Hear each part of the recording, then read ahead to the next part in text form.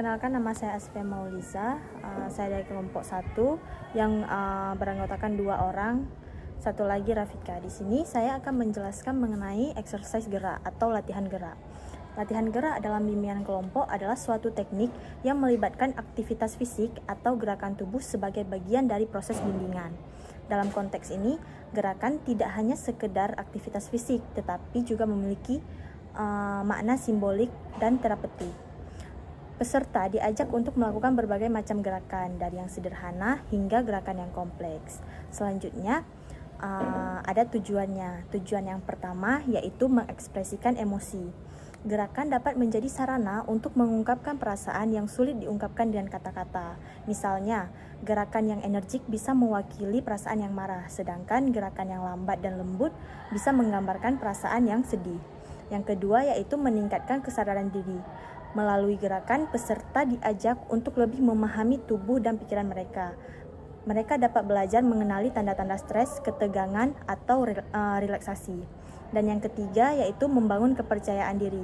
Kegiatan fisik dapat membantu peserta merasa lebih percaya diri dan mampu mengatasi tantangan. Yang keempat yaitu meningkatkan interaksi sosial. Latihan gerak yang melibatkan kelompok dapat membantu peserta membangun hubungan yang lebih baik dengan orang lain dan meningkatkan kemampuan bekerja sama dengan baik. Yang terakhir yaitu yang kelima, memfasilitasi pembelajaran. Nah, gerakan dapat digunakan sebagai alat untuk memperjelas konsep atau ide yang abstrak. Ada beberapa contoh latihan gerak dalam bimbingan kelompok. Yang pertama itu ada peregangan. Biasanya kegiatan sederhana ini dapat membantu peserta merasa lebih rileks dan fokus. Selanjutnya contoh yang kedua yaitu menari. Menari dapat menjadi cara yang menyenangkan untuk mengekspresikan diri dan melepaskan energi. Yang ketiga, yoga. Yoga dapat menggabungkan gerakan fisik dengan pernapasan dan meditasi yang dapat membantu meningkatkan keseimbangan fisik dan mental.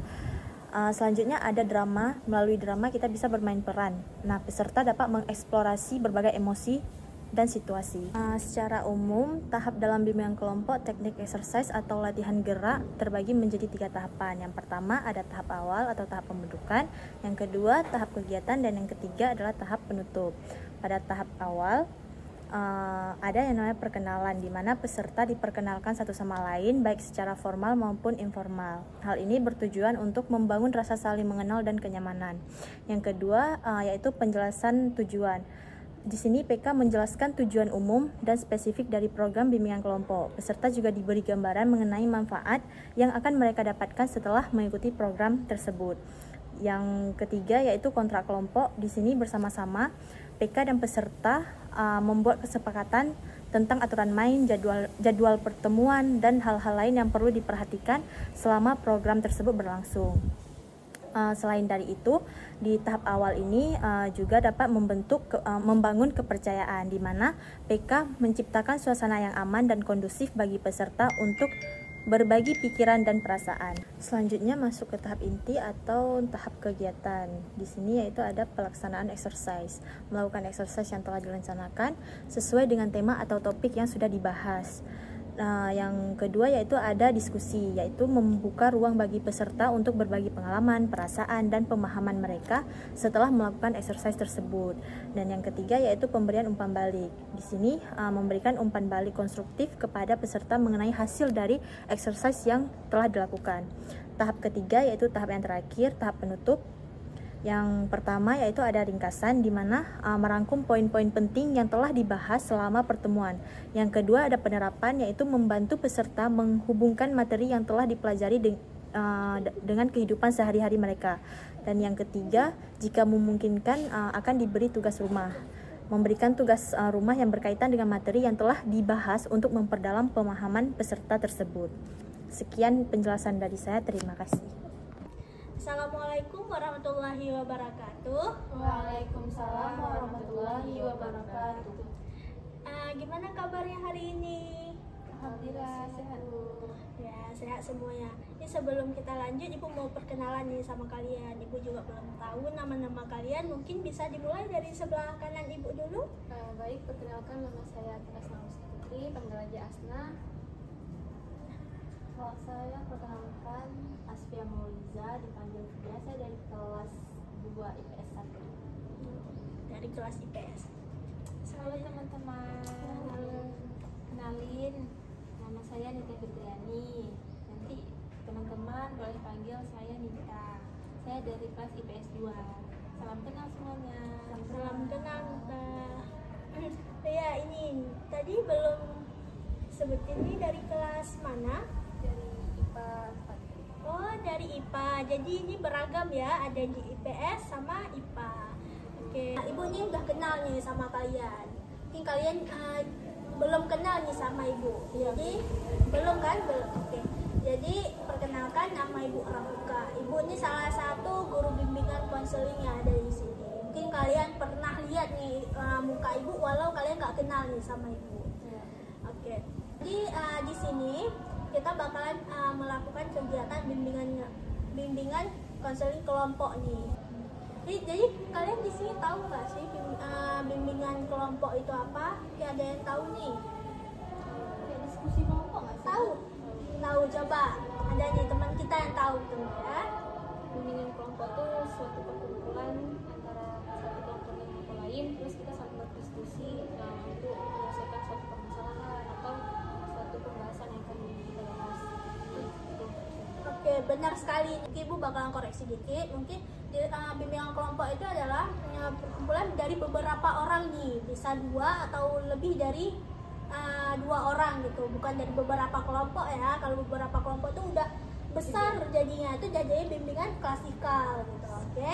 Nah, jadi di sini kita bakalan mendiskusi nih permasalahan apa aja sih yang dialami oleh kalian ini gitu.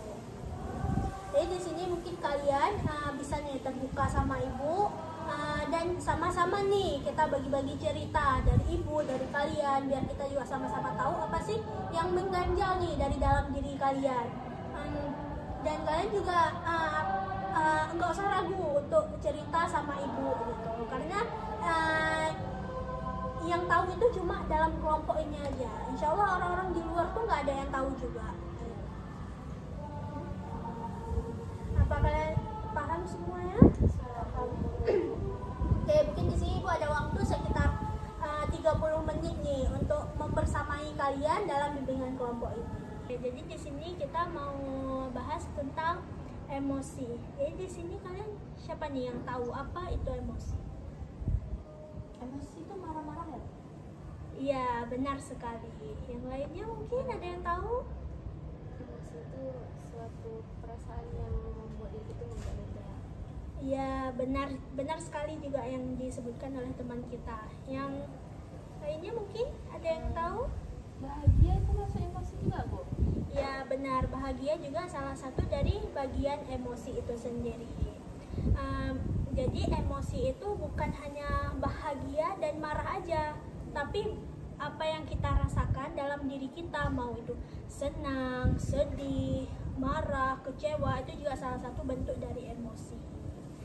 Nah, jadi kan emosi. Jadi apa sih biasanya yang mempengaruhi emosi itu? Ada yang tahu nggak? Yang mempengaruhi emosi, Bu? Iya, misalnya emosi itu tiba-tiba ada sama kita karena apa biasanya? Ketika kita nggak ada mood. Bisa juga itu mempengaruhi emosi. Biasanya emosi apa itu?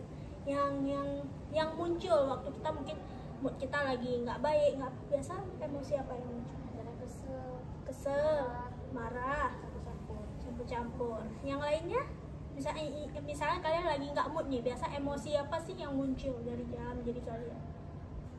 Oh, enggak. Ibu, tapi Ya. saya emosinya nih, Bu. Kan kemarin saya dapat ranking 1, Bu, di kelas. Iya. Nah, pulang-pulang saya tuh peluk mama saya, Bu. Jadi saya bahagia. Itu emosi juga ya, Bu? Iya, benar sekali. Bahagia juga salah satu emosi. Yang kayak dibilang sama teman kita nih, dia bahagia ketika mendapatkan juara 1 nih di kelasnya. Itu juga salah satu emosi yang dia keluarkan saat dia bahagia. Nah, mungkin Asfia bisa nih sebutin mungkin emosi apa yang sering Asfia keluarkan nih? Kalau saya sih, Bu, biasanya sering nangis kalau kita lagi ingat sama almarhum ayah saya sih. Ya, mungkin itu juga salah satu emosi yang sering Asfia keluarkan, yaitu perasaan sedih saat mengingat almarhum ayah gitu ya.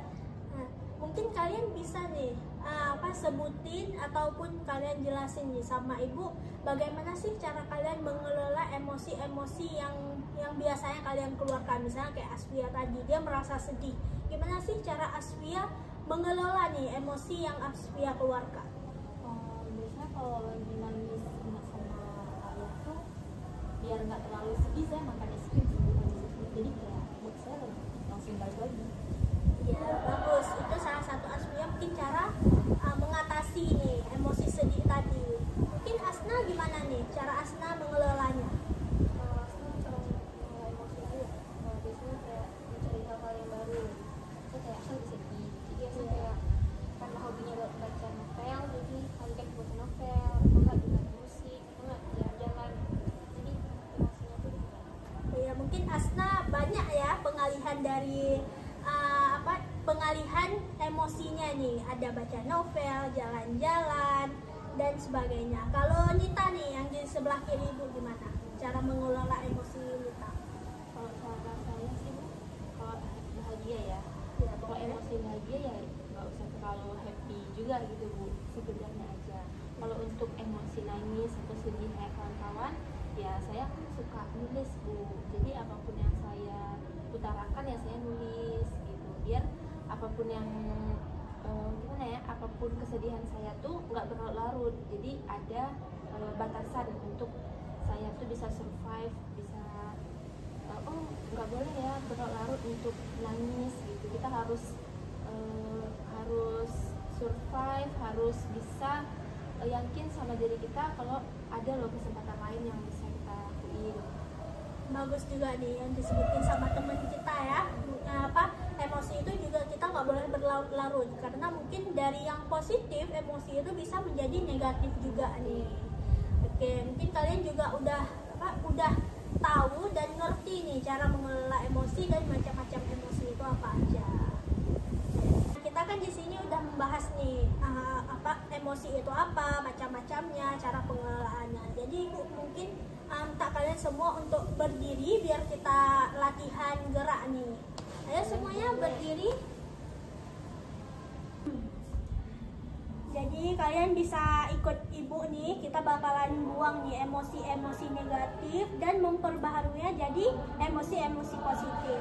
Kalian bisa tutup mata atau lihat ke samping, ke bawah, itu terserah pada diri kalian sendiri. Kalian bisa ikut ibu, fokus semuanya. Tarik nafas pelan-pelan, buang pelan-pelan. Ulang sekali lagi, tarik nafas pelan-pelan, buang pelan-pelan. Oke, mungkin kalian bisa duduk lagi. Jadi ibu berharap emosi-emosi negatif tadi udah hilang ya, digantikan sama emosi-emosi positif. Jadi ibu mau tanya nih, gimana sih perasaan kalian nih? Mungkin bisa dari Asna dulu nih, gimana perasaan Asna nih? Udah kita buang aura-aura negatif, diganti sama emosi positif nih. Gimana sih perasaan Asna sendiri? Mungkin Asna bisa nih bilang sama kawan-kawannya dan ibu. Perasaan saya yang di awal sama akhir ini berbeda. Oh iya. Yang awalnya tuh kayak mungkin agak gelisah karena takut kumpul ini kan. Terus setelah ibu ngajarin yang cara aura negatif maupun positif itu jadi kayak lebih tenang, relax. Ya. Nah mungkin dari kawannya nih, selanjutnya gimana nih perasaan dari Asfian? Kalau menurut saya setelah saya mengikuti dunia kelompok ini saya merasa lebih lega aja sih, perasaannya udah nggak terlalu merasa campur aduk lagi, jadi lebih relax aja. Mungkin nih dari teman kita yang terakhir nih kita dengar gimana sih perasaannya nih udah ikut di dalam kelompok dan mengeluarkan emosi-emosi negatifnya. Alhamdulillah Bu, dari tahap awal sampai tahap penutup saya ikuti semua pembahasan hari ini. Alhamdulillah, pertama saya dari yang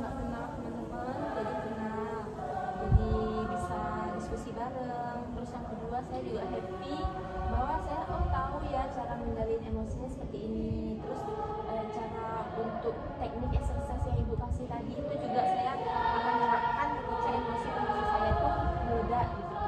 Jadi happy, bahagia, dan tentunya dapat mengenali. Oke, bagus sekali, tepuk tangan dulu buat kita semua. Jadi aku bakalan simpulin nih. Mungkin emosi itu adalah perasaan yang ada dalam diri kita, baik itu dari positif, negatif. Mungkin dari negatif dan positif ini juga terbagi nih, ada kayak bahagia, marah, sedih, kecewa, terkejut, dan lain-lainnya nih. Mungkin kalian juga udah tahu nih bagaimana cara mengelola dari emosi-emosi kalian tadi. Oke, mungkin sekian dari Ibu sesi bimbingan kelompoknya sudah berakhir. Untuk pertemuan selanjutnya akan kita lakukan di mana nih? Kalian maunya di apa? Mau di luar, di dalam kelas, atau mau di mana? Oh, oke, di luar kelas. Nah, mau hari apa? Hari Sabtu aja ya, kayak hari ini juga. Oh, hari Jam ini. 2 boleh? Boleh. Oke, jadi kita bakalan buat hari Sabtu di jam 2 juga. Oke. Dan sekian Ibu akhiri. Assalamualaikum warahmatullahi wabarakatuh.